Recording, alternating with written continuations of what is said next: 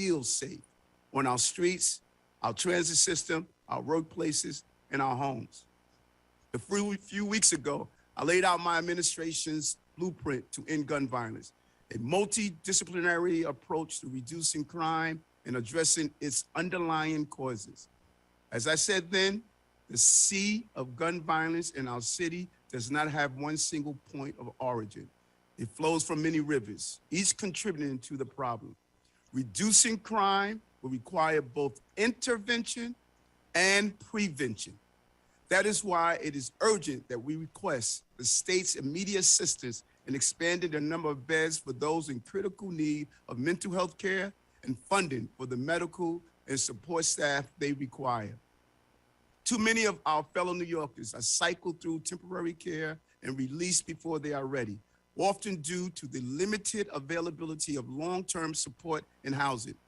We now face a humanitarian crisis in our streets and on our transit system that threatens our city's safety and recovery, and we cannot afford to let this go unaddressed any longer.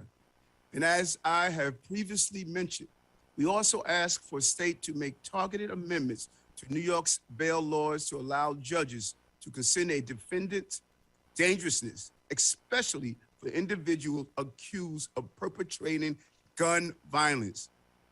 We also support removing overly burdensome disclosures. This extensive requirements of the new discovery bill have led to too many delays and dismissals. We urge the state to distinguish what is truly necessary for discovery, especially in cases where a complainant directly brought law enforcement to the scene. My administration supports changes to raise the age legislation. It was long overdue. Too many New Yorkers in their late teens and early 20s have abused this change. Demanding young people under 18 take the fall for guns that are not truly theirs. The law is being used to victimize our youth.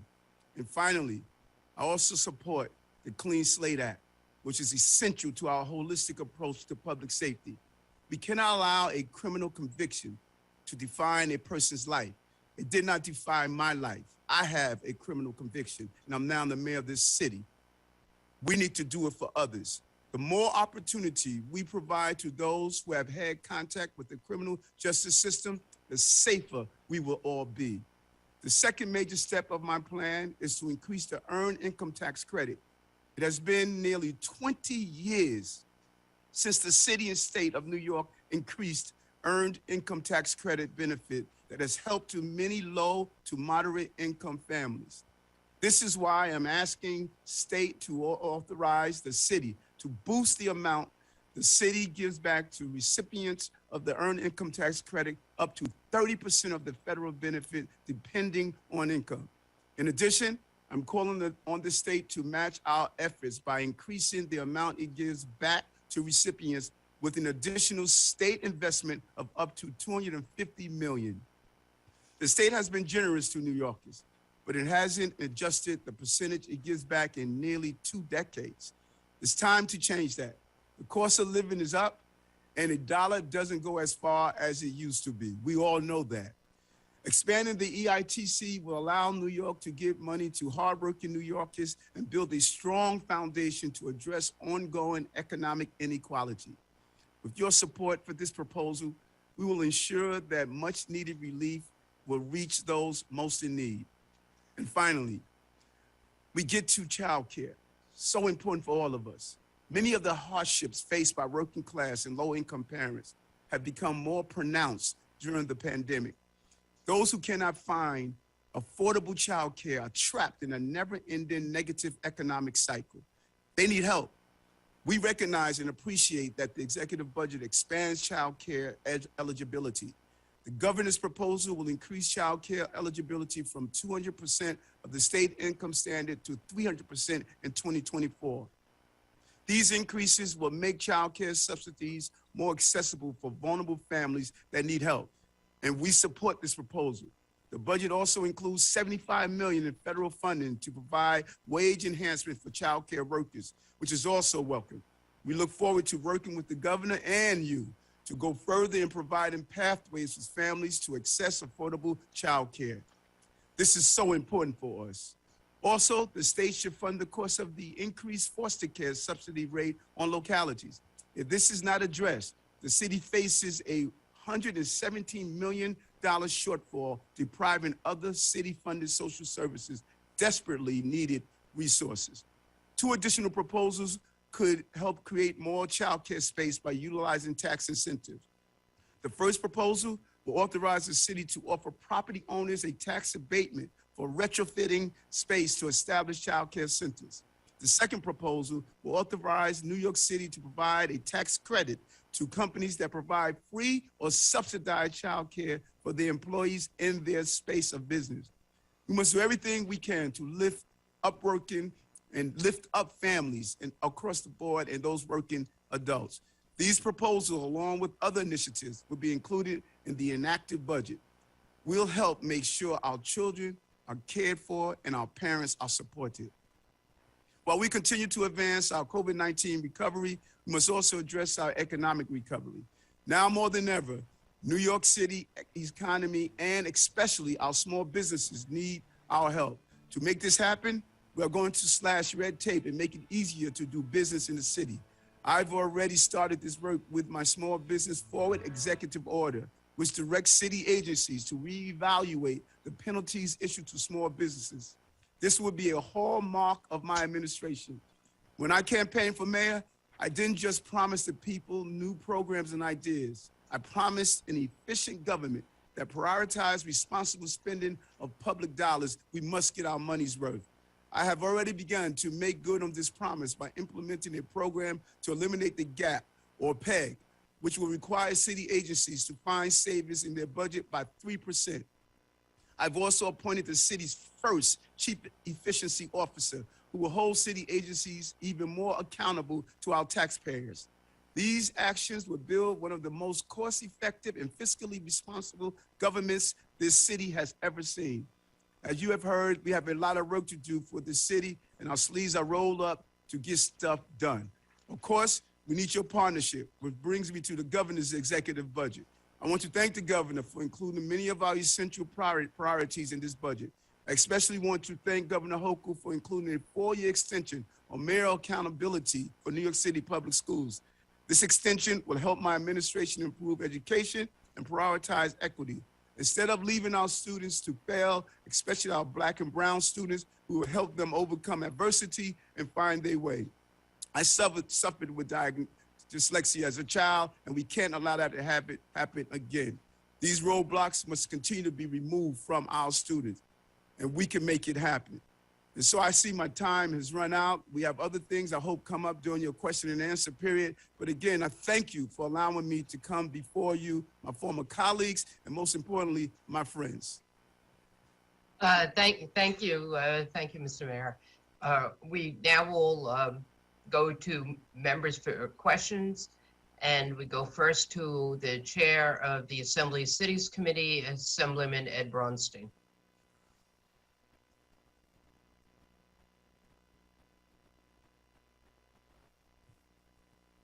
Thank you, Chair Weinstein. I'm unmuted now? Yes, we can hear you. Yes. And thank you, Mr. Mayor, for joining us, and also Mr. Jihad and Ms. Raspberry for joining us today. I just have a few questions about your testimony. The first question I have, Mr. Mayor, is your administration is requesting that the state increase the bonding authority to the New York City Transitional Finance Authority. How much of an increase are you asking for, and what are your plans to spend that money on?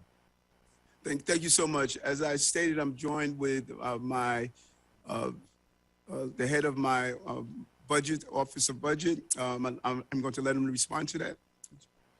Yeah, what we're asking for, again, is to increase our debt capacity, our borrowing capacity by $19 billion, because currently we're looking at debt incurring power, remaining debt incurring power to drop to about $4.5 billion by 2026, which is concerning to us. So as managers, because the city do long-term planning, So therefore, and we have also a number of projects that span over a number of years.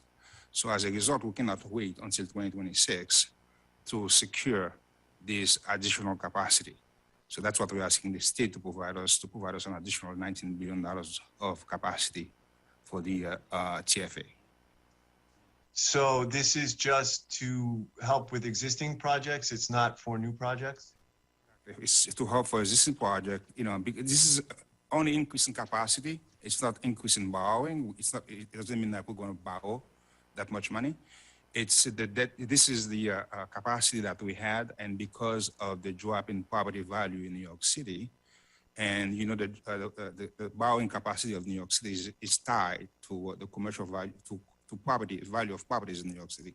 So because the property value in New York City have dropped, so our debt capacity has dropped. So we're asking the state to basically restore the debt capacity we had before the pandemic, and this is at no cost to the state. You don't anticipate those property values to rebound? Well, we expect them to rebound, but it's going to take some time because currently we have a commercial vacancy rate in New York City is about 20%, which is big.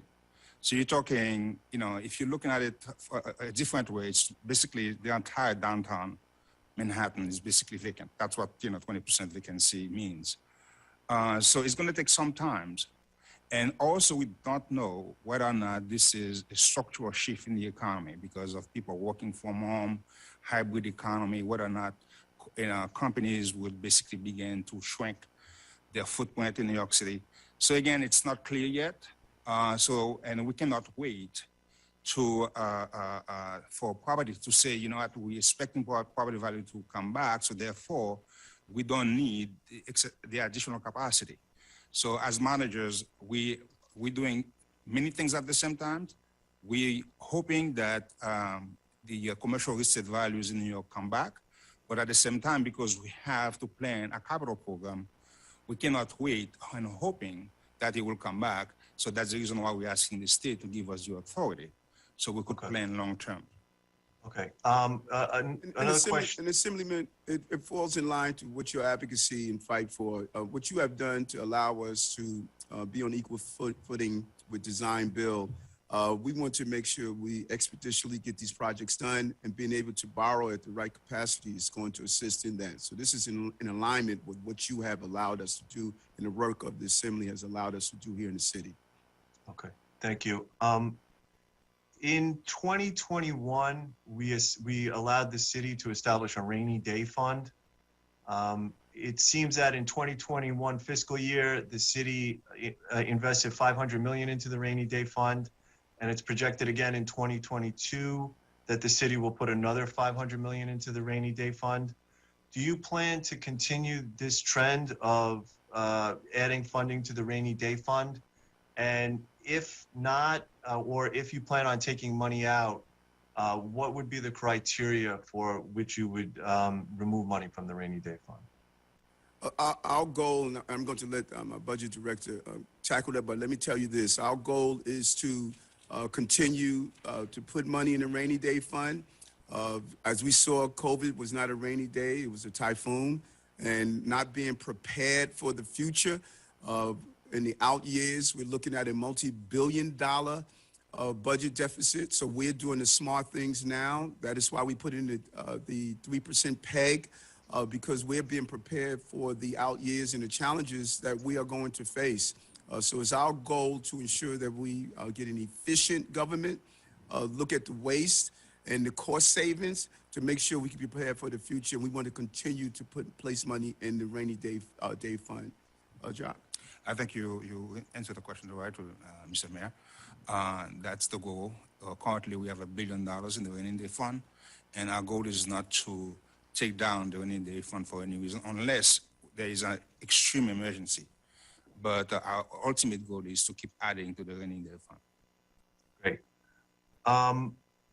At the end of December, the mayor's Property Tax Reform Commission, the previous mayor's Property Tax Reform Commission, finally came out with their full recommendations.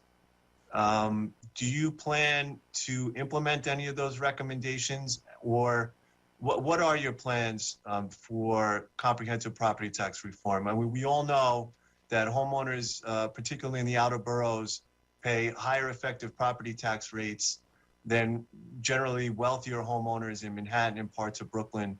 Do you plan on pursuing property tax reform? It is crucial. And, you know, I say all the time, I am not the choir. I wrote the song. When former finance chair Martha Starks approached those of us who were impacted by an unfair property tax system, I was one of them that wanted to be part of the initial lawsuit, but I was not allowed to be a part of it. And I wanted to do an amicus court brief because it was an unfair system.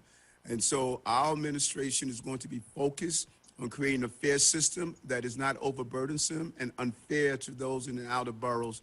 It is unacceptable that we allowed this to go on this long. Thank you. And my final question is, I just want to get a sense of the federal government, our partners in Washington, particularly our congressional delegation, was successful in allocating federal aid to state and local governments. And I'd like to know how much federal aid the city has received, how much has been spent, how much is planning to be spent, and what that aid is being spent on.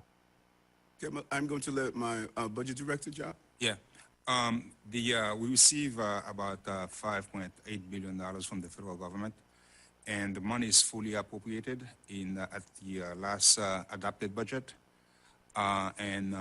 Basically, its money was spent on everything dealing with test and trace, reopening the economy. So I could give you a list of the entire scope of projects that we invested in. But mainly, the focus was on getting the economy back. So the stimulus money was basically front-loaded, the spending, so that we could get the economy back up and running. And as the economy begins to recover, we would substitute city tax dollars for federal dollars. That was the whole objective, because by law, we have to spend the money down by 2025. So it's already been spent, or it's already been allocated? You don't anticipating receiving more? It's already been appropriated. And it's been spent on recurring expenses, or kind of what we call one-shot spending? It's a combination. It's a combination of recurring and one-shot. Yeah. Okay. Okay. Thank you very much. Thank you, Mr. Mayor. Thank you. Thank you. We go to the Senate now.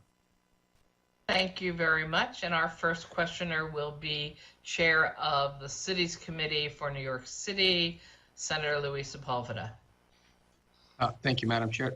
Thank you, Mayor, for appearing today with us. And I want to say that as the new chair of this committee, I'm going to work every single day to bring much needed resources to the city of New York, especially the area that I represent, which is one of the poorest areas in the entire state of New York.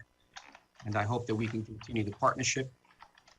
I do want to say that the response time from yourself and your administration has been excellent so far. And that's a clear sign of your desire and your agency heads to work with us. So I want to congratulate you so far on the rapid response that you've given to me and your administration has given to people in my office with issues that we've had. Now, a couple of questions I have for you. The first one is, you know that our hospitals are in dire need of resources. We need the Distressed Hospitals Fund more than ever. Can you explain why you oppose directing revenue to the fund? And is it illegal for the state to intercept the city sales taxes? And that's so important. And first of all, thank you for your kind words. And you could expect that is how we're going to run this administration. Cities are made up of agencies. And if our agencies are not responding to the needs of our local electeds, then we're never going to deal with the inequalities and the ineffectiveness of how we run a city of this magnitude. With the Hospital Distress Fund, we pay into that fund, Senator, yet we have not received $1 to the distressed hospitals here in our city. It is unfair. New York City pays into the fund. The dollars go outside the city. We know that here in New York City, places like the Bronx and Queens, if they were the epicenters of COVID-19. in our hospitals, we need the resources here. And I think right now is unfair. And I believe that we should require that those dollars come into the areas where you are pulling those tax dollars from. And we're not receiving any dollars from that hospital distress fund. And it's just unfair. Okay, thank you. Now, Mayor Adams, I know that generational wealth, especially in Black and brown communities, is something that you've talked about for some time now. But we have, you've opposed the existing tax lien sale system, and you indicated it does threaten generational wealth. So what is the city's alternative plan for these tax liens, and what, if any, revenue impacts will result from the change in the tax sale system? A great question. And we're looking to reevaluate that system. I have brought together my team to talk about the unfairness of that system. Currently, we've had cases that I advocated for while I was the borough president, where people lost their properties due to water bills or other taxes. And I think the system is currently unfair. We're looking to see how do we give people as much support as possible to hold on to their properties. And then under those extreme circumstances, we're looking to put in place a nonprofit, where the nonprofit would hold on to the property in some way, allow it to go into our affordable housing crisis that we're facing. But I was not pleased as a borough president with the system, and I want to make sure the system is a fair system. And the goal is to allow taxpayers and homeowners to keep their properties, not to take their properties away. Thank you for that, Mr. Mayor. As a local government alumni, Governor Hoke is making attempts to repair decades of damage to the New York State revenue sharing program in our proposed budget. Do you think that New York City should be treated like every other city in New York State and included in the revenue sharing? Well, that's something I want to look into, and I could better answer that for you. That's a conversation I've been having with my OMB director. And we want to see the real benefits of that, and then we could take it from there. Okay, that's important for me to continue that discussion with you at some point. Another question I have for you is the issue of mayoral accountability. Their proposal is to give you 4 years. If that's the case, Mayor Adams, what are your priorities to enhance education in New York City? I'm in the area with one of the highest dropout rates in the entire state, one of the highest unemployment rates, and I think education goes hand in hand to repair that problem. So what programs do you have, or what plan do you have to enhance the level of education the kids, especially in my community, get? You know, when I think about it, Senator, I remember the early battles we had for campaign for fiscal equity, the fights. We finally we were able to get the money here to the cities. When you look at our budget, over $30 billion we spend in education in New York City. And the reality is 65% of Black and brown children never reach proficiency in this city. Across the country, 30% of those who are incarcerated are dyslexic, according to one study. 55% of those who are in Rikers Island have learning disabilities. When you look at the fact that if we don't educate, we will incarcerate. And I need the time to turn around a school system that has failed New Yorkers in general, but specifically Black and brown communities. We know what's happening in the Bronx and what's happening in other parts of our city, and I want to zero in on that. What does it look like? Number one, education is not K through 12. Education is from the time the mother carries that baby, giving her the support, the right nutrition, the right support that she needs, all the way through careers. And we want to turn that around. We want to make sure that we give our children the inside the classroom support, look at CTE programs, bringing in our industries to ensure that children are ready to fill some of the jobs as we see our city continue to evolve, dealing with some of the mental health issues that our young people are experiencing, and then identifying the barriers that's preventing to encourage young people to learn, putting the resources in our school buildings and making sure that those resources are there. And some simple things, washing machines. I can't tell you how many children state that they can't make classes because they don't have clean clothing, or food pantries inside our schools. There's so much that we can do differently to bring a qualitative environment. And I need 4 years to turn around the school system in a way the way we should expect our schools to produce our children for the future. Our system is unfair. We produce an unfair product every year that our children graduate. We must return the joy of learning in our schools, everything from around healthy food, and it's good to speak to a further plant forward senator. We're going to look at healthy food, a healthy environment, and make it a safe place for our children. And I need 4 years, and I really need your help to give me an opportunity to finally turn around the school system that has failed children. I couldn't agree with you more, Mr. Mayor. Now, let's talk a little bit about housing in the city of New York. You know, the administration has a 5-year housing plan. We think the proposed plan will have a significant impact. But does the city of New York have a comparable housing plan? Yes, we do. I brought on an amazing housing team. We're going to be rolling out the entire housing plan that's going to include NYCHA and what we want to do inside NYCHA. We are putting together a plan, a $25 billion comprehensive housing plan that's going to impact affordable housing throughout this entire city. We just announced the appointees that's part of that team, and we're looking forward in the next few weeks to roll out the comprehensive plan that we're putting together. And we believe that we have failed to look into areas throughout the city, such as rezoning some of these areas that historically have been ignored when it comes down to affordable housing crises. The affordable housing crisis is crucial that all of us carry the weight of what we want to accomplish inside our housing needs throughout this city. And so and just to be correct in my $25 billion that I stated, the $25 billion state plan, we want to build on the state plan and make sure that we utilize the dollars that are coming on the state level. That plan we want to complement here in the city.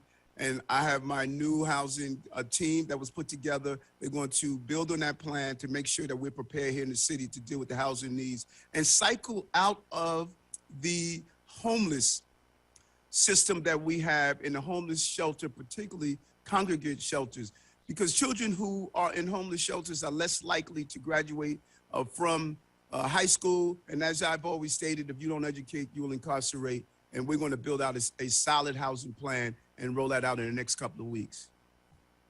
Well, that's all for me, Mr. Mayor. Thank you so much. And again, I want to reiterate that as chair of cities, you have a partner that will work diligently for the lives of the residents of the city of New York. Thank you so much.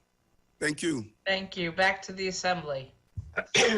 While the mayor was speaking, we were joined by Assemblyman Weprin, Assemblywoman Kellis, Assemblywoman Seawright, Assemblyman Cusick, and we go to the ranker on cities, Assemblyman Mike Riley for 5 minutes.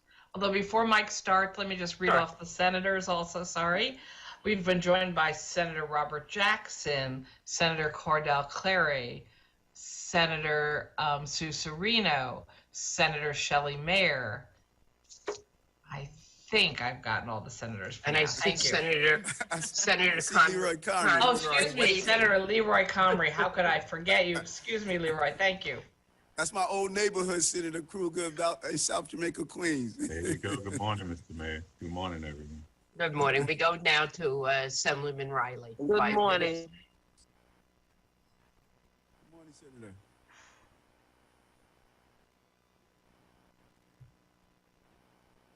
Madam Chair, we ready?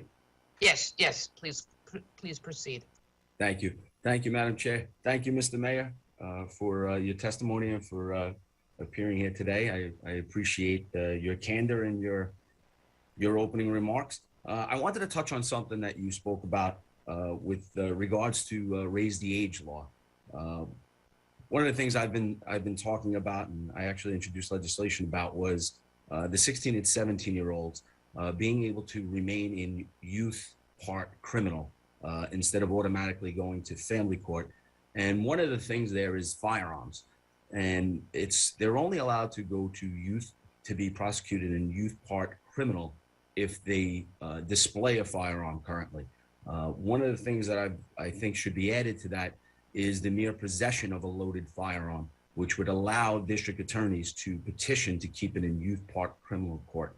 Do you think that's a minor fix that we can use regarding the gun violence in New York City, especially under the state of emergency that the governor announced?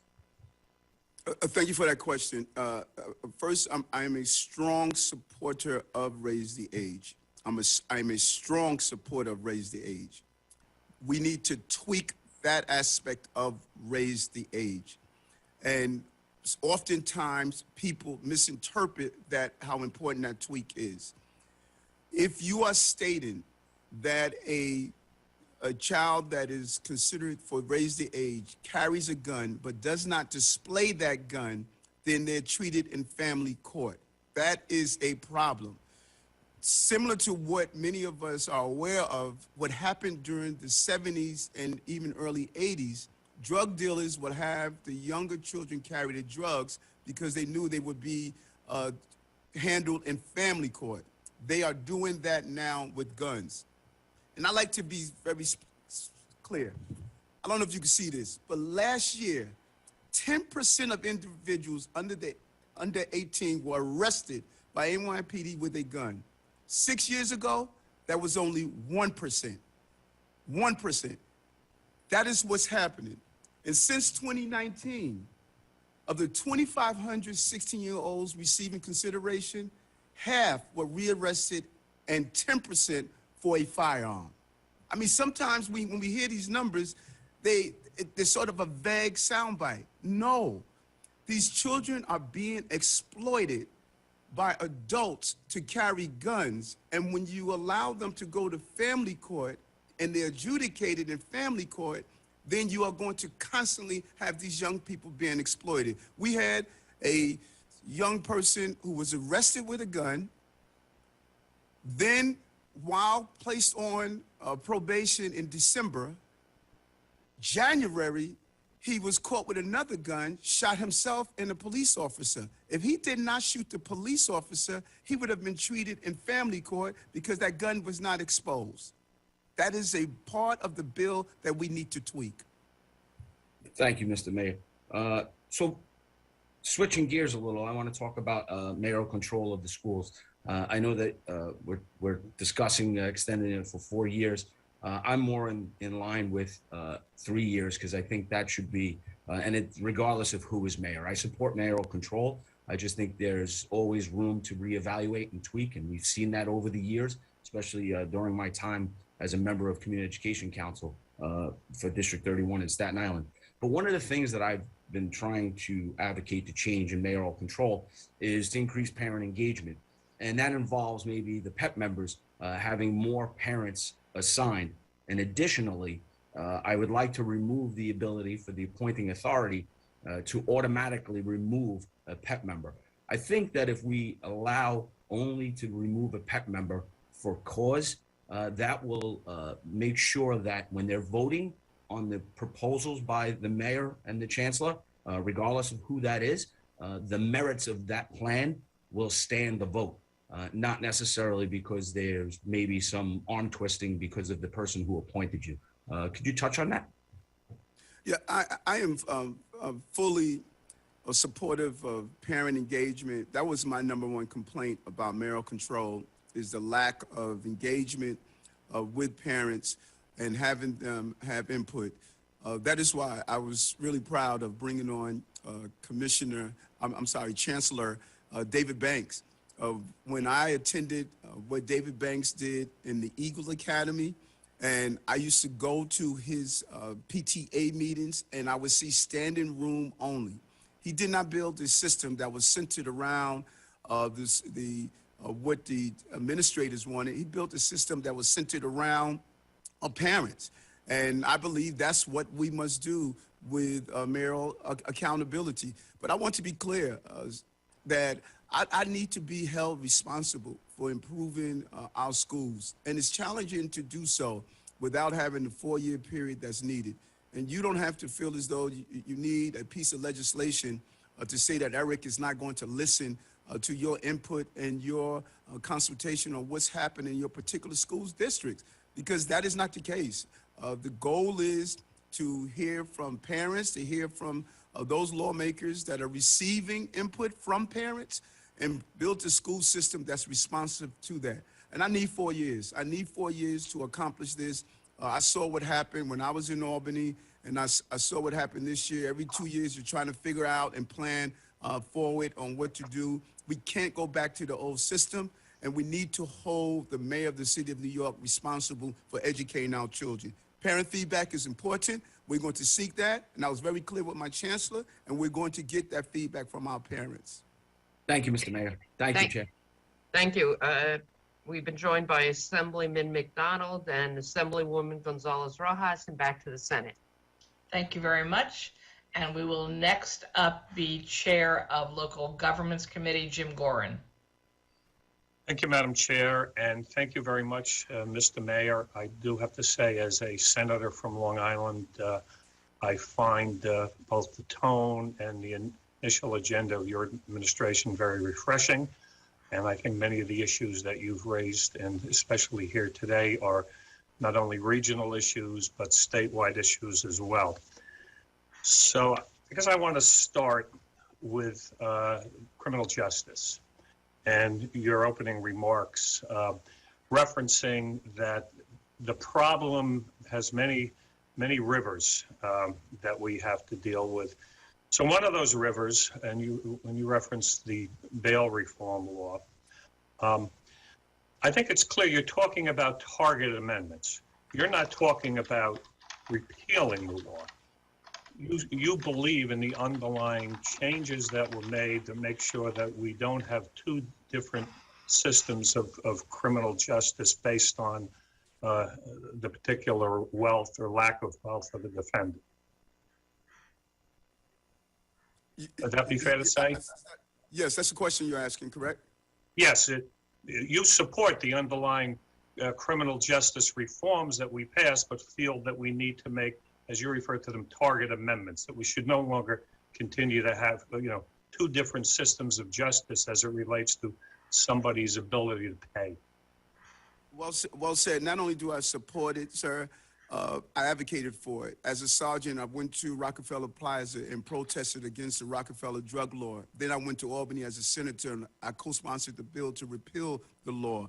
This is my life work, and so I'm pleased with what the Assembly and the Senate did of making this system that was unfair to make it a fair system. Tweaking it is saying we did the justice part. Now let's address the public safety part. That's where I think we went wrong, and I think we can tweak it and make it right and get what we're desiring, because we're doing our job here in the city.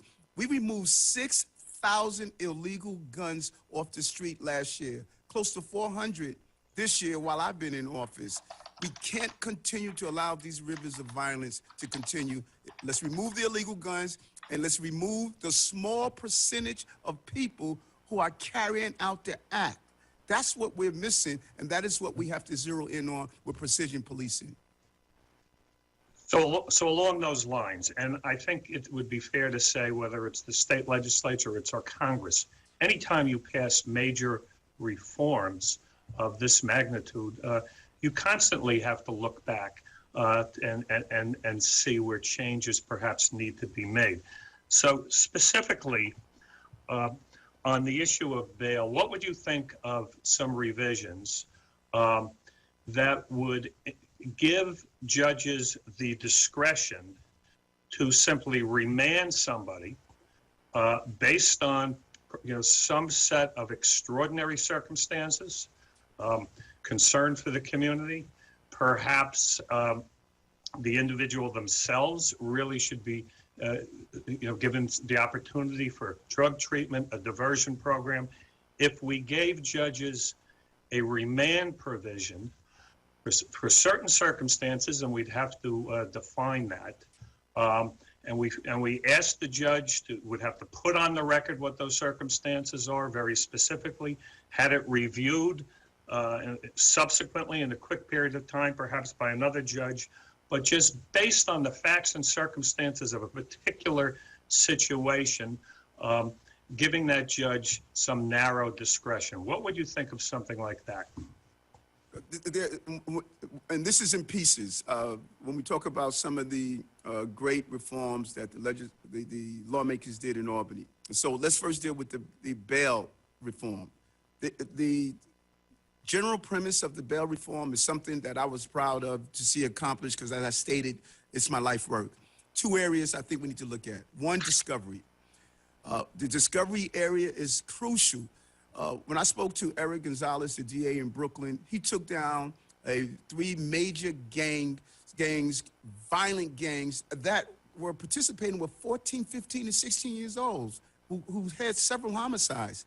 He turned over 40,000 pieces of evidence. If he would have missed 3 or 4 pieces of evidence, that case could have been dismissed. All of the investigation, taking violent people off the street, if he would have missed 3 or 4 pieces of paper out of those 40,000 documents, that case could have been dismissed. That is just not right.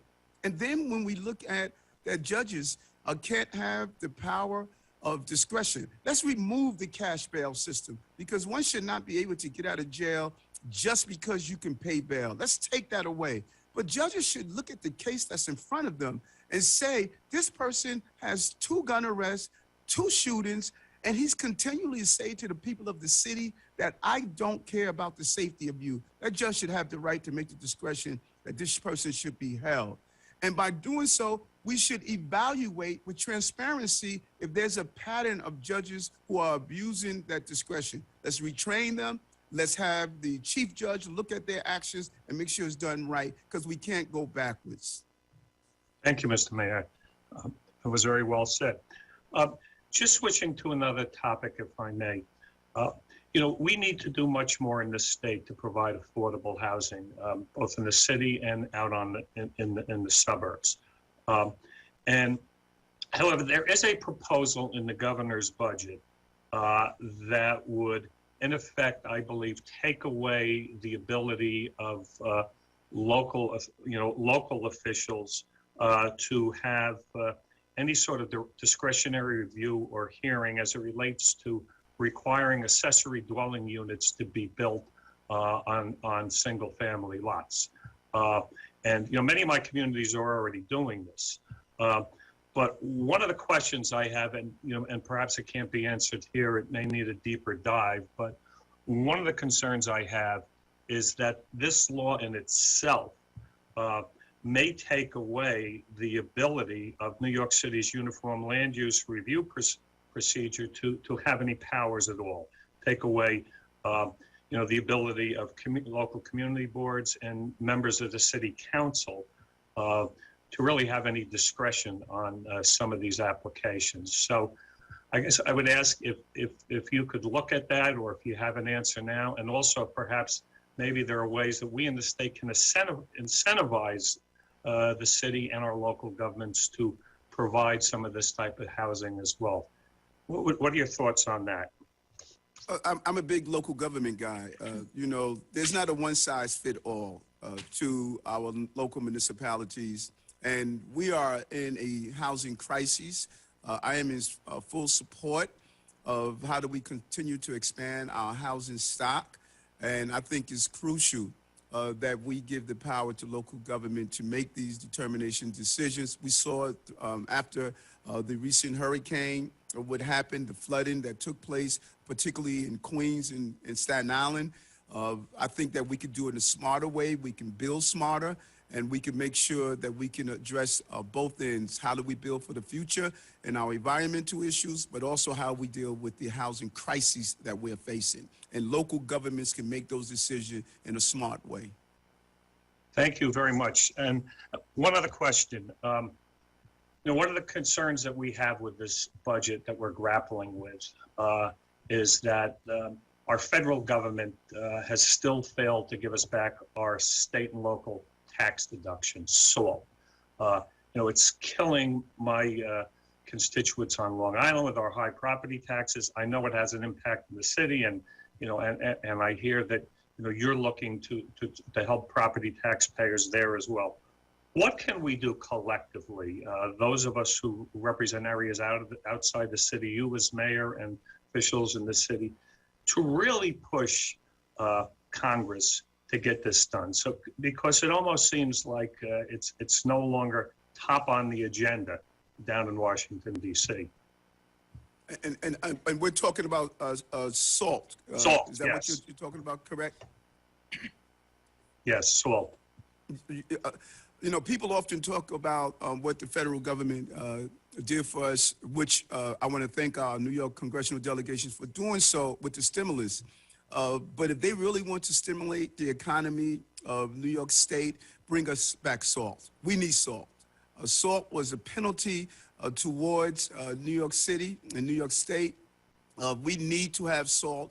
That would be give an immediate boost to our economy. And I push back against those who state that it is a tax break for just the affluent and rich. No, it is not. It is for the blue-collar, middle-income homeowners. Salt had a major impact for me, and I'm pretty sure not only on Long Island, but if you go to areas throughout the entire New York City region, salt had a devastating impact on us. We need to have a unified voice with those other states that were impacted, and we need to put salt back on the agenda. It is something that I think is even more important than the stimulus that came around. The real stimulus for us is to have salt repealed. Yes, I agree. Thank you so much, Mr. Mayor. Thank you. Thank you. I assume people have seen that the clock, we're working with the tech folks to try and figure out why the clock is partially blocked, but hopefully you can continue to see it enough. Certainly you'll see it when it goes down to 0. We now go to Assemblyman Ra, the Ranker Ways and Means, for 5 minutes. Thank you, Chair. Good morning, Mayor. Good to have you with us. I wanted to get into a little bit more of what Senator Gorin had started with, just more on the criminal justice side, but I do want to thank you for your leadership already pushing for more judicial discretion. I think it's important, and I hope that we'll be able to continue those discussions and move in that direction. So I thank you for that. Obviously we're dealing with the confluence of a lot of things in this city, and with crime increases and all of that. So one of the things that obviously has gotten a lot of attention is the new DA in Manhattan. I know that some of I hear somebody typing very loudly. I'm sorry. And everybody mute, make sure you mute yourself. Thank you. So I'm just wondering, I mean, in your conversations, especially within the police department, do you think that this is causing some level of just a lack of accountability in the public to think they're going to get away with certain types of crimes? And how does that impact policing in your view?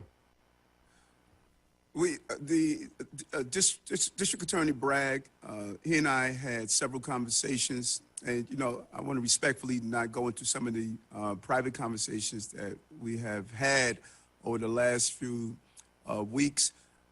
I believe that we're going to be partners with the other district attorneys. I met with all 5 of my district attorneys, and I believe we're going to be partners in dealing with issues of crime. I was happy to see some of the items he listed, particularly around gun crimes and how his office is going to move forward. But you touched on something that I really need for all of us to embrace. Look at what's happening in San Francisco. The business community is leaving San Francisco. We're seeing the entire one of the highest tax areas due to real estate is being abandoned. What's happening in Chicago? The mayor of Chicago, when I spoke with her in Washington, D.C. Several weeks ago, she talked about the need to deal with the violence. And we can't allow this to happen in New York. And I know people sometimes don't connect some of the offenses that are happening, that they can materialize into serious problems, but it can. We can't have a city where our drugstores and bodegas and restaurants are leaving because people are walking into the stores, taking whatever they want on the shelves and walking out, and then giving it to a criminal enterprise that's selling it on the internet. That can't happen. We can't have people on our subway system who are not receiving care. And they are creating an environment where people are afraid to ride the subway system because they think they're going to be shoved to the tracks. If we stop the basic principles that allowed us to be one of the safest big cities in America, it is going to erode our financial base, and people are not going to want to work in our city and do business in our city. And it's all connected. Those are the many rivers that I talk about that feed the sea of violence.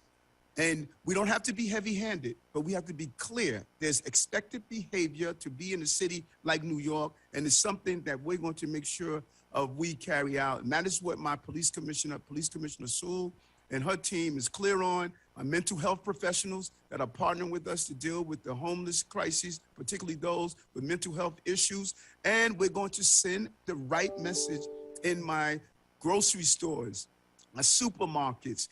People are not going to force stores to close and leave this city because they believe they're going to disrespect the right of those low-wage employees to be employed in these stores. And that is the message that we're going to send in the city. Thank you, Mayor. And I have to say, as a representative of Nassau County, we are very proud of your new police commissioner, and I commend you on that choice. Just lastly, I'll only have a few seconds, but you mentioned how this is all related, and I think anything that we can do on the public safety side, and certainly continuing the conversation on the financial side to make sure that New York City is thriving. It benefits obviously not just New York City, but us on Long Island and the entire state.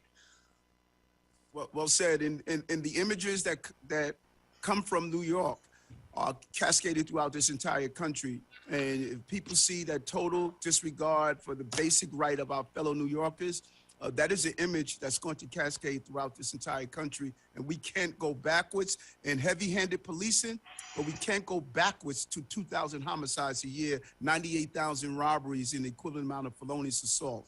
We're moving forward as a city, and we can do it together with the proper balance of public safety and justice. That's the prerequisite to prosperity. And I believe that, and I'm pretty sure all of us on here believe that. Thank you. Thank you. We've been joined by Assembly Members Gallant, Meeks, Friend, and Taylor, and the clock is fixed, and we go back to the Senate. Thank you very much. And we are going to hear from Jamal Bailey, our Chair of Codes. Thank you, Madam Chair. Mr. Mayor, good to see you. Thank you for testifying. And let me first just say thank you for your responsiveness to me, to my team. You and your team are incredibly responsive anytime we reach out, and it's grateful, especially in the wake of the Bronx fire and so many other things. So I just want to thank you for your consistent responsiveness. Thank you. As the chair of the Codes Committee, and we've had some brief conversations about this, the conversation about the justice reform, the bail reform, the discovery reform. I am of the opinion that we need to continue to have these conversations on a fact-based level. When we refer to some of the judges that you've spoken about in the past, about a third of the judges that have not set bail or remand on the remandable offenses, I think that we have to be very surgical in the conversations that we're having as related to the justice reforms that we're having, as opposed to just looking at a headline and saying that we should make wholesale changes. I look forward to a continuous dialogue with you in that respect, because I don't think there is one point that we can look at and say this is the fault of a simple justice reform. So that, as opposed to that long ramble, I would ask you, Mr. Mayor, is there one particular area that you see as the largest problem in the justice reform? Is that bail? Is that discovery? And if so, why? Yeah, no, thank you for that. And I want to be clear, because what you said, Senator Bailey, is just so important. People have hijacked the conversation, particularly when it comes down to the speaker and the Senate leader. These are not former colleagues. These are friends. And when I could come to Albany with a list of 100 things and one thing we disagree on, darn it, that's a home run. That's a home run. Both Andrea and Carl are friends of mine that we want the same thing. And when you look at it in the Bronx, well, over 30% of the shootings are taking place. Those beautiful children of yours, you want them to be safe. You don't want them to be the 11-month-old baby that was shot in the head in the Bronx. And we have the same focus, and we don't want to create a criminal justice system that criminalizes Black and brown boys throughout their entire career. And so if we zero in and tweak just the areas that I have fought for all my life, we have to look at discovery. The DAs are saying, Eric, we're going to have to dismiss some substantial cases. There was a rape case in the Bronx. The person was a potentially serial rapist that we had to dismiss because of potential discovery issues. And if we don't tweak those areas, we could lose some major investigation in crime. Second, raise the age. We have to look at the possession of a gun. That 19-year-old girl that was shot in Burger King was shot by an adult, but that's still a gun. If the young man who shot the police officer weeks while I was on the job, he was possession of a gun, and he just got arrested for possession of a gun. If we don't look at the fact, if you carry a gun, it needs to be treated as the same if you expose it or not. We shouldn't wait for you to take it out and shoot someone before you carry them. Those are the areas that need to be tweaked. And if that's not saying take away the great work that you have done, because it was done. It was commendable. I wish I was there to finally see my life work materialize. But we got to focus on those areas that needs to be tweaked. Thank you, Mr. Mayor, I hate to be the first one to cut you off today, but the clock is back visually and hit 0. Thank you, Helene. Madam Chair, if I just may respond really briefly. No, you can't. No, I'm sorry, no. Jamal. All right. It's a long day. Thank you, Mr. Mayor. We've been joined by Thank you, Senator. Assemblyman Aubrey, Assemblyman Sage, Assemblywoman Byrne, Assemblyman Byrne, and Assemblywoman Hyndman. And we go to Assemblyman Fall, 3 minutes. Thank you, Madam Chair. Thank you, Mayor Adams, for joining us. Before I get to my questions, a few weeks ago, everyone was aware of the COVID surge we had across the city, especially on Staten Island. I reached out to you in your office. You provided my office with thousands of COVID test kits, and I just want to thank you for your help on that matter. Switching gears to infrastructure, I just wanted to quickly talk about what happened during Hurricane Ida. We saw a level of flooding on Staten Island and across the city that was unprecedented.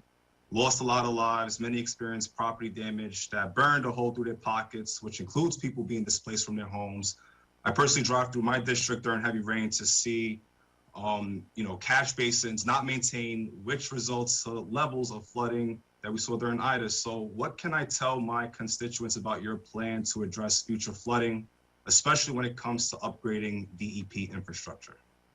Thank you, Assemblyman. And, I too traveled out to Staten Island the day after the storm, met with Senator Diane Savino, moved around Staten Island to look at some of the damage, to be on the ground. And, many of you have talked about the responsiveness of my administration because, our motto is clear, GSD, get stuff done. It's just taking too long to get stuff done in government.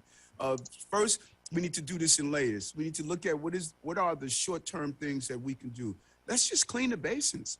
Let's just make sure that the water and the infrastructure we do have in place is doing its basic job. And we have not done that enough. We need to do it periodically. It's something that I partnered when I was in the borough president office of adopt a basin for people on the block. Having a DEP go out and do periodic checks. Let's just make sure the system is doing what it's supposed to do. Next, let's use some of the infrastructure dollars that we're receiving from the federal government to do not only to build out our infrastructure and be ready for the future. We just brought on our environmental team that is going to be looking at how do we start building out for the future around our environmental issues. And what that looks like is building out our sewer systems for the future. we need to really look at doing a pause on some of these projects that's taking place now, Assemblyman, and say, are they prepared for the future, or are we building them for the past? We need to start retrofitting these build outs for the future. And then borough by borough, we're going to come up with a clear plan, because Staten Island is unique to Brooklyn and other areas, of how we're going to deal specifically with what's happening in the various boroughs in the city. Thank you for that.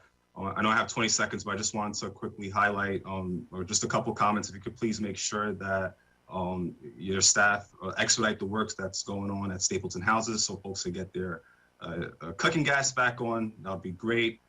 Really want to have your support on the Staten Island Bus Rapid Transit at the state level, and also want to invite you to Richmond University Center so you can better understand some of the issues that's going on over there. And thank you for your leadership during this time.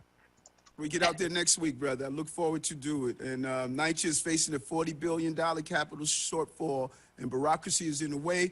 We're going to be rolling out our NYCHA stat, because we should not find out about the tragedies after they get on the front page of the paper. And I believe in ongoing conversation with you is crucial. Thank you both. Back to the Senate.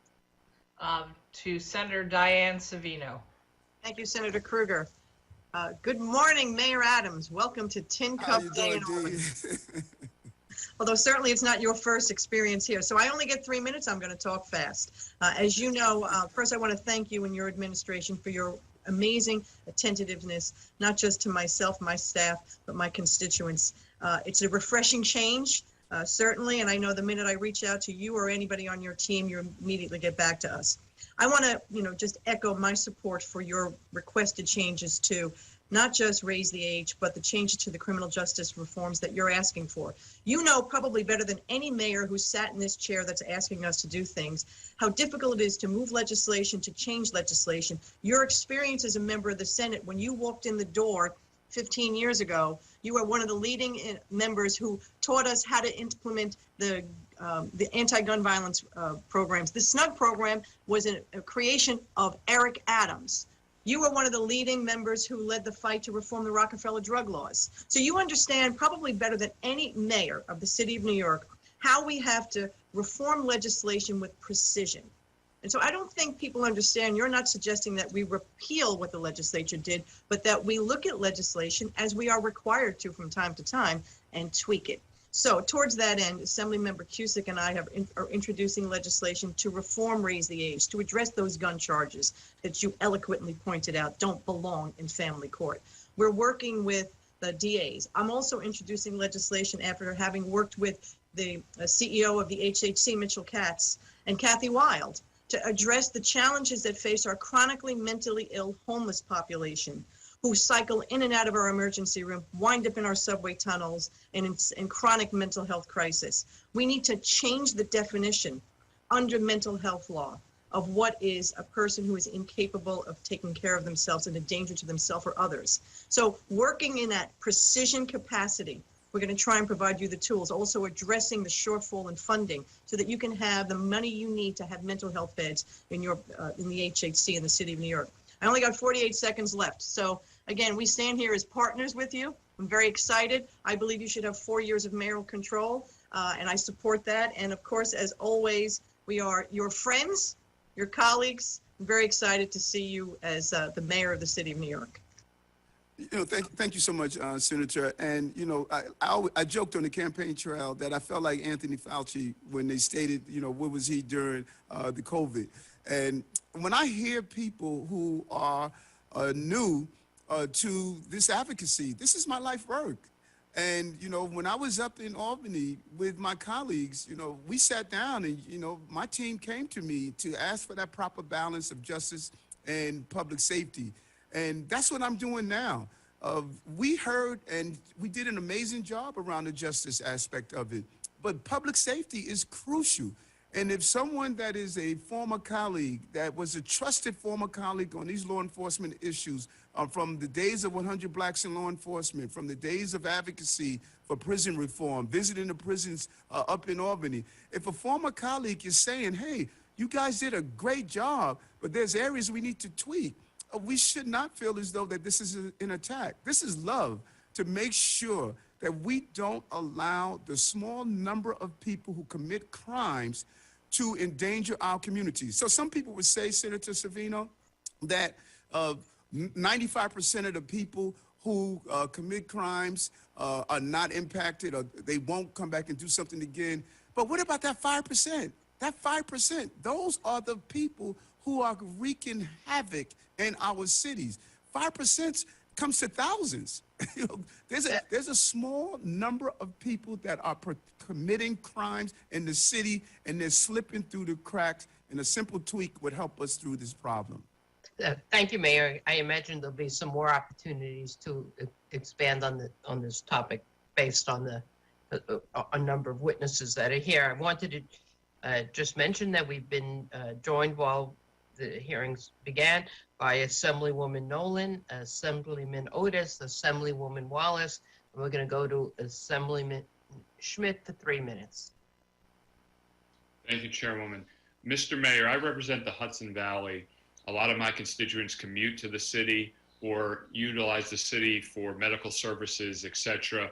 And the overarching concern that I hear are the concerns about safety.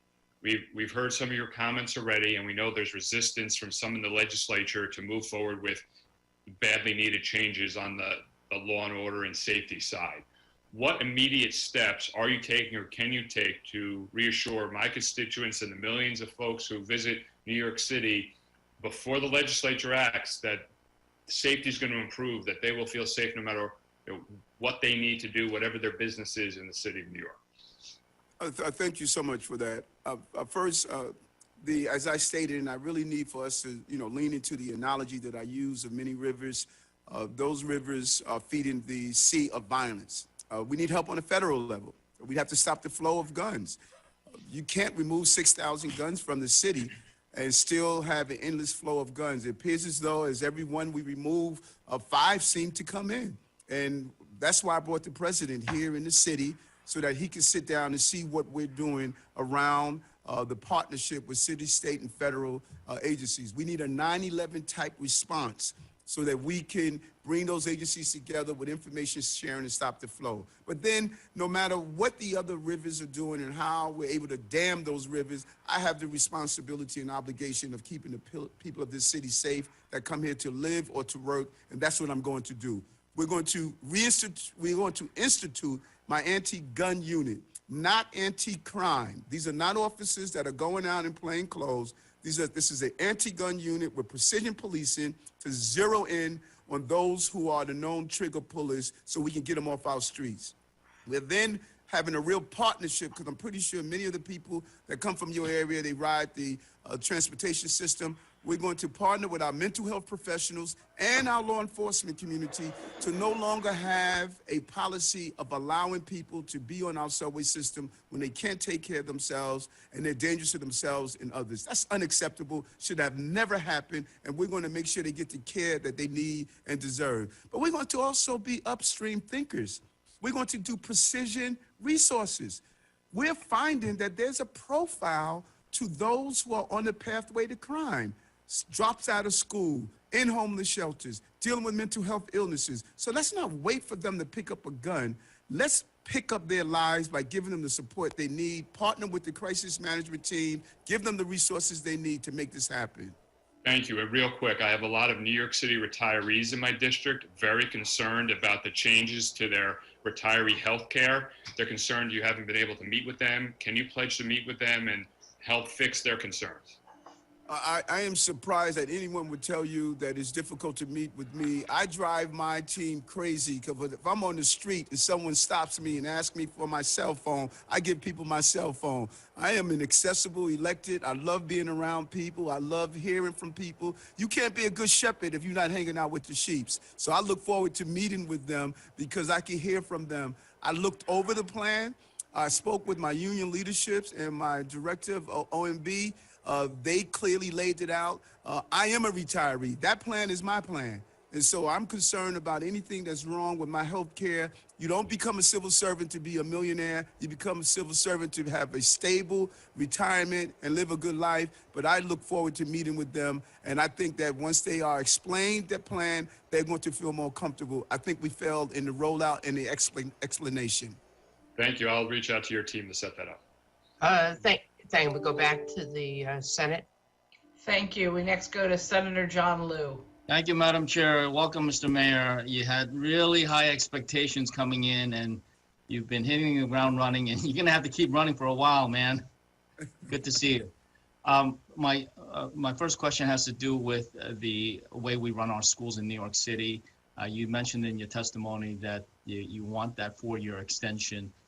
My question to you is, given your concern and many of our concerns about the lack of parental input in recent years, do you think that mayoral accountability should simply be extended without changes? Yes, I do. And I know people are jaded because of, the lack of communication, lack of really having engagement. I am asking that, give me the chance to do what I've advocated for. And it's difficult to really plan for the future, that if we're unable to know where we are going to be in the next 4 years. There are areas we want to look at and tweak to make better, and I'm looking to hear from you on some of those areas. But we should never take away the ultimate responsibility that the mayor should be responsible for improving our educational system. So, Mr. Mayor, you don't want to be the one to offer the changes. You want us to tell you what changes we think are necessary based on the input that we get from our constituents, and we'll work together from there.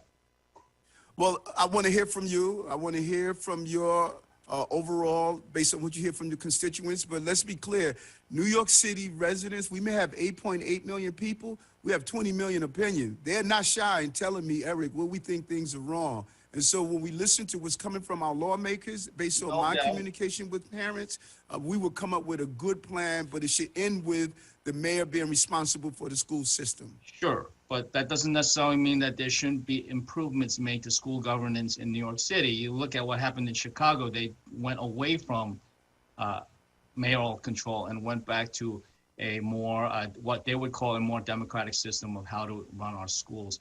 My question to you is, did you ask Governor Hochul for a 3-year extension, as was reported in some newspapers, and she said, you can have 4?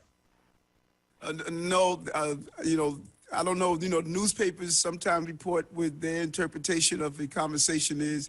And, I've always have a standard, even when I speak with you, John, I have never mentioned our private conversations. So it's my belief that private conversations should not be put out in public.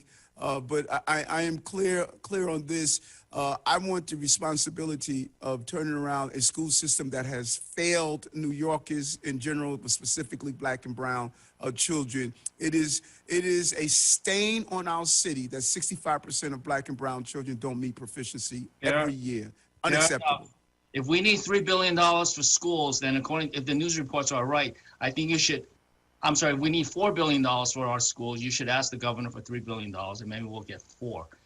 The last comment I will make to you is that you campaigned, you left no stone unturned in the city, and you campaigned in every single community. You're in fact like the first Asian American mayor in New York City. So along those veins, I would like to encourage you. Every time you say Black and brown, you can say Black, brown, and yellow. It's okay to refer to Asian Americans as such, because we are a community of color just as much as anybody else. Thank you. Yes, you are, and I thank you. My support in the Asian community, the AAPI has been amazing for me, and they know I'm going to be a mayor for this entire city. I look forward to it. And Senator Liu, if you want to see the mayor embracing the Asian community, he was at the Homecrest Senior Center yesterday for the lunar celebration, and he was dressed perfectly. I was virtual, and he was there, and he could have been a member. It was hard to tell. So now we go to Assemblyman Carroll. 3 minutes. Thank you, Chair Weinstein, and thank you so much, Mr. Mayor. And I want to thank you for sharing your dyslexia story.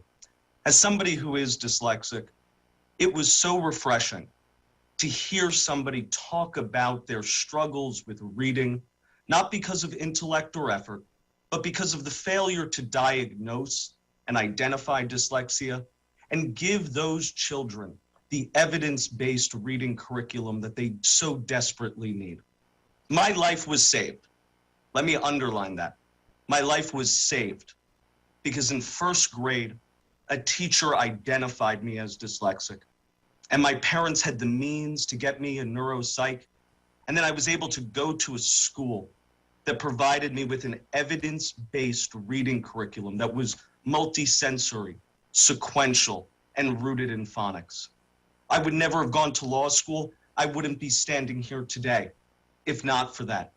Your advocacy during the campaign to talk about screening for dyslexia, to talk about evidence-based reading curriculum, is a breath of fresh air that we so desperately need.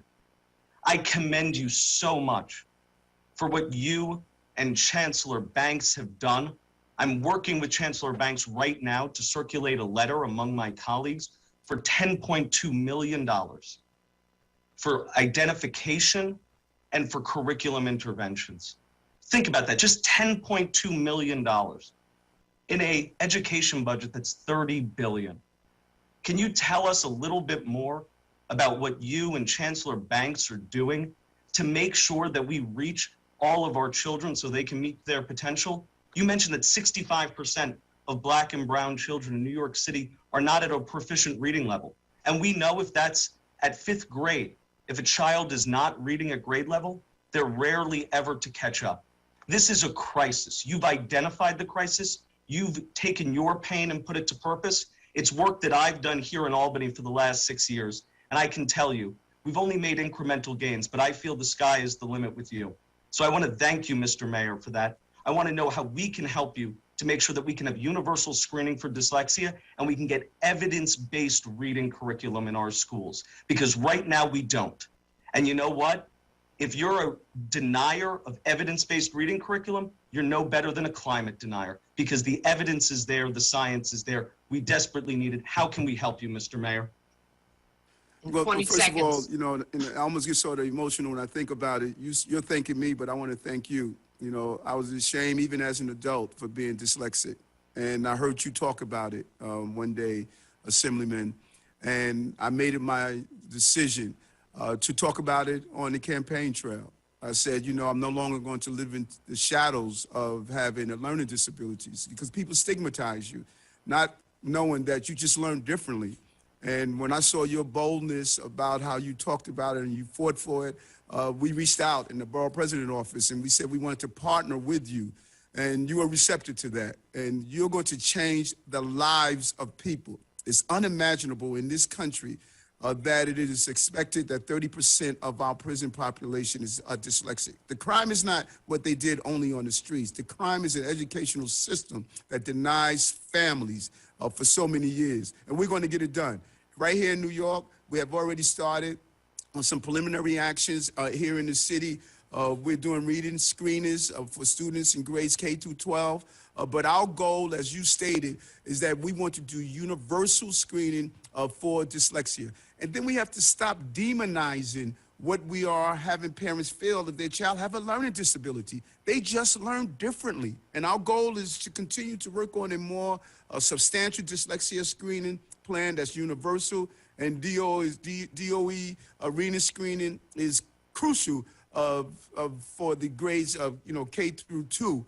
I'm sorry, not K through 12, but K through 2. And it's imperative that we continue to expand that out, because if we can identify it early, we can give the support. And then we need a school that's specifically for children with dyslexia, and that is part of the goals we want to accomplish. So I'm excited about the future. I'm excited about your partnership. And so I say to you, thank you for taking the weight off of my shoulders throughout life that made me feel I had to hide my dyslexia. And you and Joanne Simon, the Assemblywoman, y'all made it a different approach, and people are thinking differently and they're acting differently, and we're going to save the lives of children and families. Thank you, Mr. Mayor. You're amazing. Thank you so much. Whatever you need.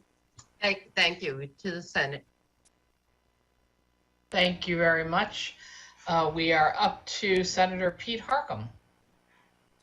Good morning, Mr. Mayor. Great to see you, as always, and thanks for being here, and thanks for your honesty just before. Two quick questions, unrelated. I represent the East of Hudson watershed for New York City's drinking water supply, Westchester, Putnam, and Dutchess. And through prior agreement, the local municipalities protect that unfiltered water source through a variety of methods, mostly by constructing sewer districts and converting old septics to sewer. Very expensive process. New York fills some of the bill with the water quality improvement funds. That is a finite amount, and our municipalities need to plan long-term. The policy of New York has been to not release more money until the current money is spent.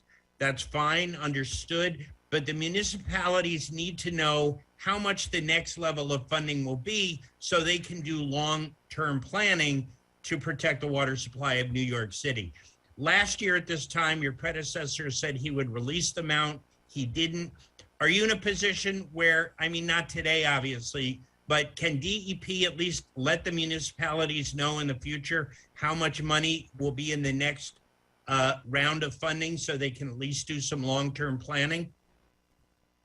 First of all, transparency is clear, and transparency allows us the opportunity to plan forward.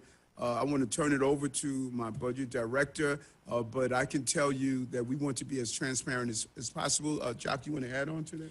Yeah, I will work with, working with DEP to know exactly what the story is, and I will come back to you.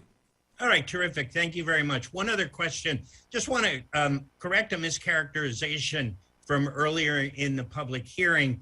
The governor's ADU proposal, accessory dwelling unit proposal, does not strip local discretion in land use. Rather, it just requires each municipality to create a law to allow for residents to create ADUs within the existing footprint that they're already zoned. Part of that proposal is $85 million to bring illegal accessory dwelling units up to code and make them legal. So whether it's illegal basement apartments in New York City or illegal attic apartments or basement apartments in Westchester County, I think it's vital that we use that money to make those units safe. Is that something that would be beneficial for the city of New York, Mr. Mayor? Yes, I strongly support the governor's proposal, and it really plays into our pathway to new housing. And I think it was a smart way to do so, to legalize these units. We had a proposal that was pushed, last year around how do we make even our basement apartments safe by using FDNY and DOB, and we want to further lean into that. But I strongly support the governor's proposal. Thank you very much. Thank you, Assembly. We go to Assemblyman Tanusis. 3 minutes. Thank you very much. Good morning, Mr. Mayor. Good to see you this morning. Good morning. Good to see you as well. Good to see you. I just have two separate questions for you. I'm going to try to fit them into 3 minutes. The first question is in regards to the dangerousness standard for allowing judges to hold defendants with a dangerousness standard for pretrial detention. You have advocated for that, as have I. There have been some critics out there that have been stating that it may lead to some discriminatory outcomes. What do you say to those critics as far as if that will indeed have an effect, discriminatory effect upon these defendants? And how are ways we can combat that if possible? When I started this pursuit of doing criminal justice reform, I was concerned when I saw the number of cases where the bail and other, even sentencing, was heavily unfair to Black and brown defendants.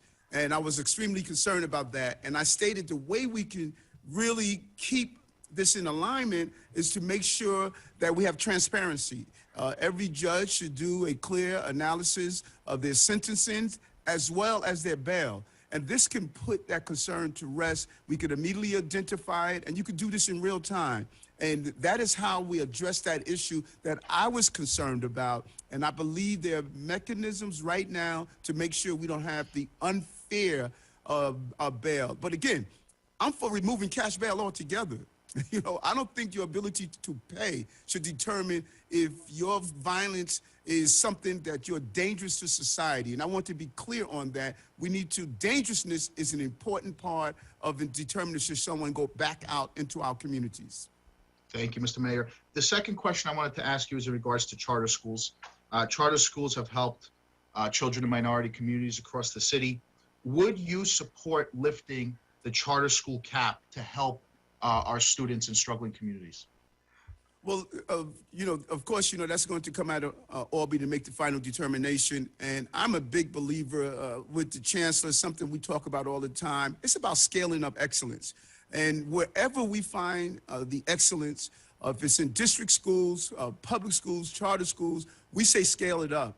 We need to have the best educational opportunities for our children, but we also should look into the zombie charters.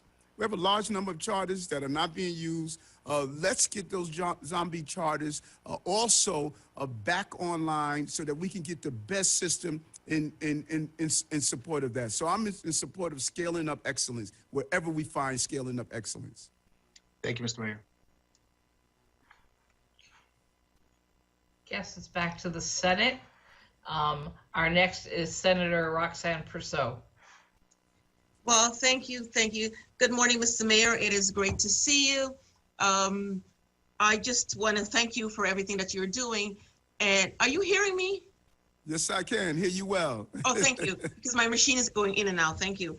I just want to thank you for everything that you promised that you will do. And you have indeed lived up to GSD. So I appreciate all of that.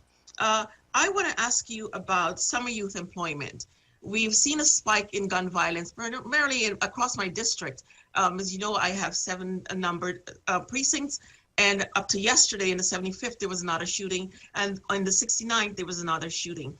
What do we intend to do to ensure that more youth are employed under the summer youth program? Can the city commit to increasing the number of employment slots that are funded? Thank you, Senator. And when you do an analysis, I had a briefing the other day of an analysis where the violence is coming from.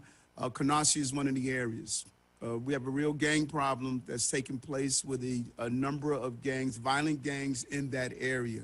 A traditionally stable community, homeowners, heavy community from Caribbean diaspora, and we need to zero in on that problem that's happening, and it's coming from a lot of the rap industry and social media. They are feeding a lot of this crime. So several things. Number one, we believe every child that's looking for a summer job should receive a job. We're going to launch an unprecedented summer youth engagement program where we can get our young people employed, because it's more than just keeping them busy over the summer. This helps compensate for their families. I don't know what my family would have done to pay for school supplies and clothing if we didn't have a summer youth job during the summertime. So we're going to do that. But we're also asking our corporate leaders, it's time for them to step up.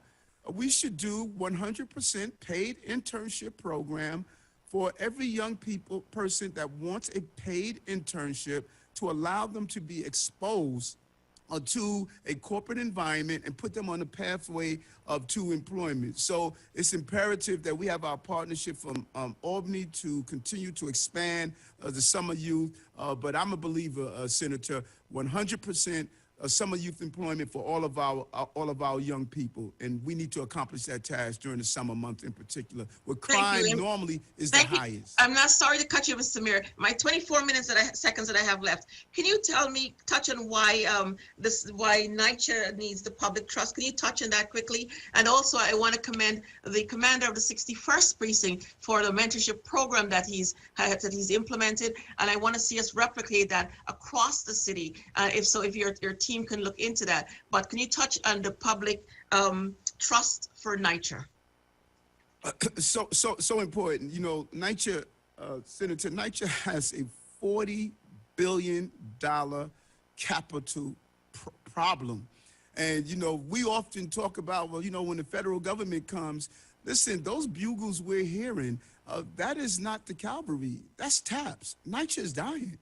And we need to get resources now into NYCHA. And I know there's a lot of distrust, and I'm going to continue to go to all of my NYCHA facilities to talk about the distrust that they're feeling. But this is a way of ensuring that we can fund these capital projects by utilizing the trust to do so. We have to fund these capital projects. There must be an entity to put the money into the public health and public safety.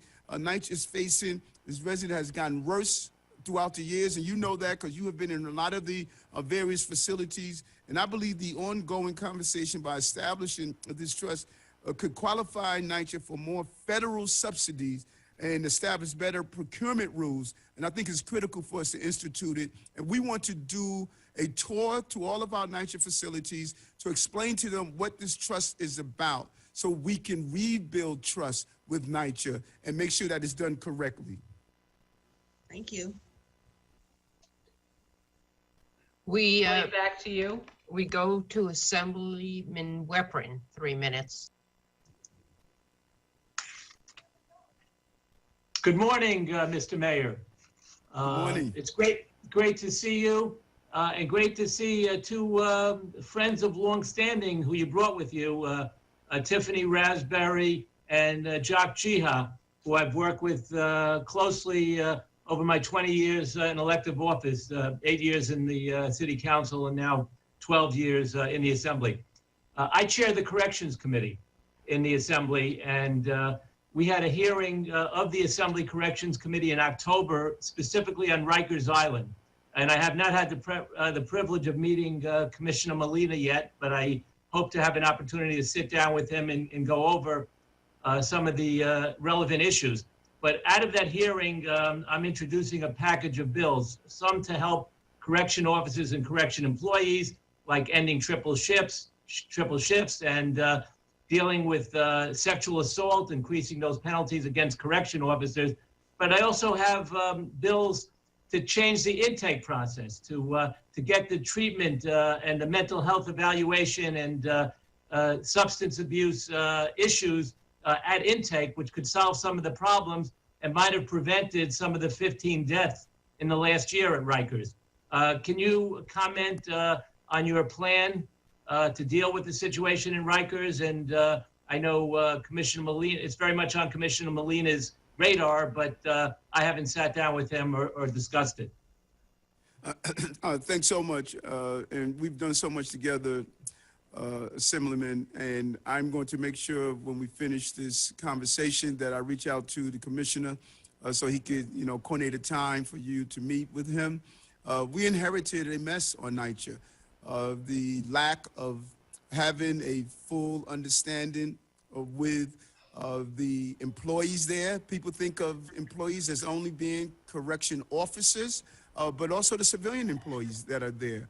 And we have to create the right environment. And Commissioner Molina is the perfect person in Rikers. I'm sorry, I said NYCHA, I meant Rikers. Commissioner Molina is the perfect person in Rikers to turn it around. I wanted the right combination to do so. And so we need to look at several areas. Number one, the place needs to be clean. When I walked through and did my visit at NYCHA, it's a dark, dreary place, and we need to turn that around. Number two, we need to create an environment where officers are able to do their job in a safe environment. 3, we need to separate the small number of violent inmates that prey on other inmates. 80% of those who are in punitive segregation create an attack against another inmate. And then we need to make sure that the inmates that are there are able to serve their time without violence. And then we need to make sure that we move towards a very safe way of transitioning into the plan of closing down Rikers in a safe way to do so. And that's what Commissioner Molina is doing so. I'm proud of what he's doing already. We were able to bring back to the women and take them from the state facilities. We were able to bring back almost 1,000 officers who were out sick. They're now back to work. He has really calmed the waters, and now we're going to make sure the ship moves in the right direction to have a safe place for people to be able to serve their time with dignity and a lack of respect by reintroducing programming, and then use this place as an opportunity that people are not placed back in the same system that caused them to go there in the first place, and giving them the support that they need to do so. Well, I look forward to working with you and Commissioner Molina. Thank you, Mayor. We go to the Senate. Thank you. Next is our ranker, Ed Roth. Thank you very much, Madam Chair. And first of all, Mayor Adams, we appreciate your time and your testimony today, and for your perspective on bail reform measures as well as public safety prioritization. Believe me, the people do not feel safe in our cities and our communities right now, and change must happen. We hear it loud and clear in my Western New York community, that's for sure. My first question is, does your team have any projections as to what the cost to New York City may be if the state fails to act on the public safety revisions you mentioned? Thank you for that, Senator. We're doing an analysis now of the exact impact on the cost of some of the actions that we're seeing. But I would say this, tied to public safety is our economy. No one is going to come back to our city with tourism, a multi-billion-dollar industry, if we have 3-year-olds shot in Times Square, the center of our tourism. Businesses are not going to open. We just had a drugstore that closed its business because of the amount of thefts that are taking place inside. Now remember, that drugstore chain may be a large chain, but go look inside the employees there. They're low-wage employees that need the jobs. Our economic lifeline is our subway system. If it's an unsafe subway system, then we're not going to have people respond to ride the trains as needed. And so, Assemblyman, we know there's an economic impact to not having a safe city. It's not disconnected, and I'm clear on that. And when I speak with the partnership and Kathy Weil and a countless number of corporate CEO and executives, the number one thing they say to me, Eric, we must be safe for our employees, and I have to produce that safety so our economy is not devastated. Just look towards San Francisco, look towards Chicago, look towards the other cities in this country that are experiencing a lack of safety. New York can't go that direction. I couldn't agree with you more, and public safety needs to be our #1 priority in our communities right now. A quick follow-up on that, though. One of our greatest assets in the state of New York is our people. And our people own businesses, they create jobs, and they work in our communities. The outflow that we have seen of residents from New York City and New York State over the past 2 years has been dramatic, to the tune of almost 1,000 people a day. And those are people that are going to lower taxes and less regulatory states. What can we do to retain and attract people in our great state so we have the economic future you're talking about? Assemblyman, first we have to do something that I call and I use often upstream. We have to change the way we govern. We have a downstream mindset. Archbishop Desmond Tutu states, we spend a lifetime pulling people out of the river. No one goes upstream and prevent them from falling in the first place. I'm going to make upstream investments. Something simple as what Assemblyman Carroll stated, dyslexia screening. Let's not pull them out of the river downstream. Investing in our foster care system, because we failed to do the proper investment. When children age out at 21 years old, only 20-something% graduate from high school and only 3% enroll in college, more likely to be homeless and mental health issues. But if we invest just $50 million in something like a fair future, we could turn that around. So people will come back to this city and feel as though they are part of New York if we are a safe, clean city where we can raise our children and families. And that's what I must do. And I believe we're going to accomplish that task. Thank you. Please keep up the fight for public safety. Thank you. Thank you. Back to the assembly. Yes, we go next to Assemblyman Mamdani. Thank you. 3 minutes. Thank you, Chair. Thank you, Mr. Mayor. In your testimony, you said we, quote, must use every available option to increase housing affordability and stability in our city. One of the key tools you have at your disposal in that fight is the Rent Guidelines Board and your appointments to that board. The previous mayor's board froze rents 4 times. Do you believe that tenants in rent-stabilized units should face rent increases this year? I think we're going through a very difficult point and place in what the impacts of our tenants and the Rent Guideline Board is going to do the right analysis to determine the outcome. I don't believe we need to do a further burden on our tenants. Almost 1 million tenants are behind in their rents, and I think it's imperative that we do everything that's possible to ensure the stability of that, but also know something else that's often missed in this conversation. It's called small property owners. Tied to their rents is their ability to pay their taxes, their utility bills. We need to give help to them as well. We need to make sure that we don't hurt those small property owners because particularly in New York City, they're Black and brown and immigrants. And people of color that need the income that comes from their rents. And so there needs to be some support for them, and they're often missed in this conversation, and we need to be there for them as well. Thank you, Mr. Mayor, but just respectfully, if you could answer the question, do you believe that tenants in rent-stabilized units should face rent increases this year?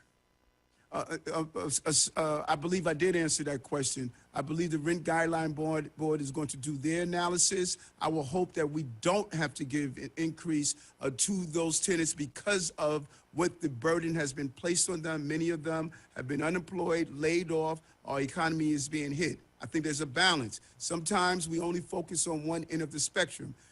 Let's freeze the rent of the tenants, but let's give the support to those small property owners as well. And I think that support can come from Albany to make sure we don't lose those homeowners that are holding on. Because just as the tenants have been impacted, those homeowners have been impacted as well. And sometimes we forget those homeowners. And so if we can freeze it, let's do so with that evaluation. Thank you so much, Mr. Mayor. A different topic. New York City's own data from your Office of Criminal Justice shows that pretrial rearrest rates remain nearly identical pre and post